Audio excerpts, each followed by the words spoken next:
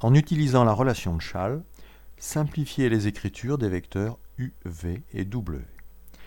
Le vecteur u est égal au vecteur bc plus le vecteur ac plus le vecteur cd.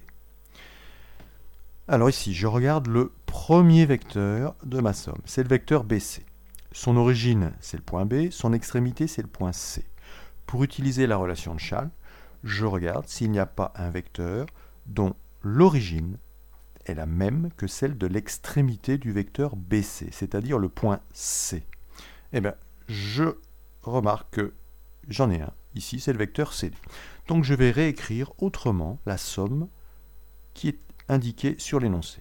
Donc, le vecteur U, ce sera pour moi la somme des vecteurs BC, suivi du vecteur CD, et enfin du vecteur AB. Les deux vecteurs BC et CD ont quelque chose en commun. L'extrémité du vecteur BC, c'est le point C. L'origine du vecteur CD, c'est également le point C. Donc ici, je peux utiliser la relation de Schall. La somme vecteur BC plus vecteur CD est égale au vecteur BD. Donc j'obtiens ici vecteur BD plus vecteur AB. Alors, je regarde si à nouveau je peux appliquer la relation de Schall. L'extrémité du vecteur BD, c'est le point D. Le vecteur AB, son origine, c'est A. Donc ici, entre ces deux vecteurs, ça ne peut pas fonctionner si je laisse cette somme écrite de cette façon-là. Maintenant, je remarque que l'extrémité du vecteur AB, c'est le point B, et que l'origine du vecteur BD, c'est également le point D. Donc, si je change l'ordre des deux vecteurs dans cette somme, je vais pouvoir utiliser la relation de Schall. Donc, je modifie maintenant l'écriture de la somme.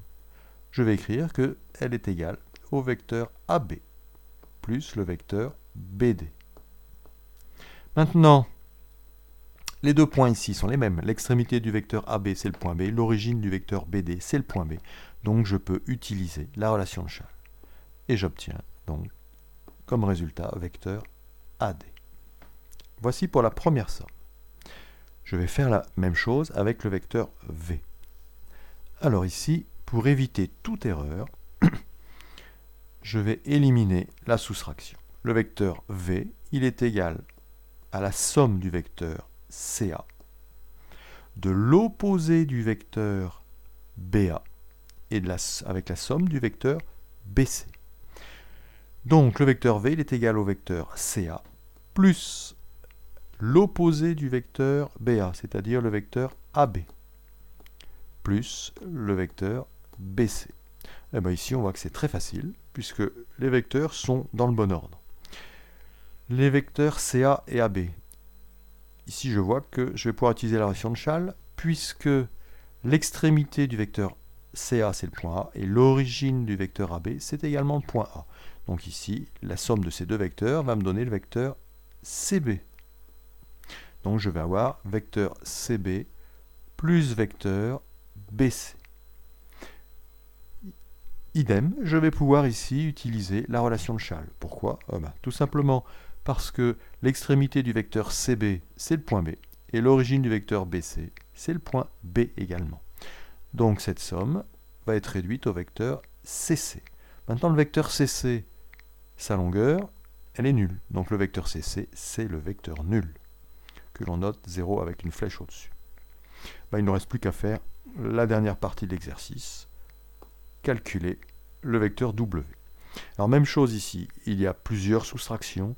Je vais transformer ces soustractions en somme.